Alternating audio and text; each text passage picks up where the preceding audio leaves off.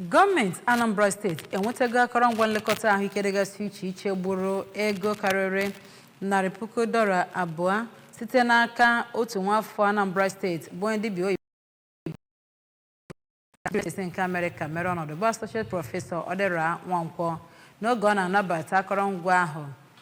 n'aha gọọmenti steeti a na Chukwuemeka Ojukwu University Teaching Hospital Amakụ.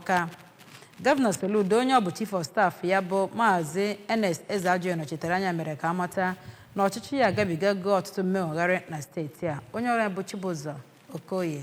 kọrọ akụkọ a n'ozuzu oke. Governor mere ka amata na ọchịchị ya pụtara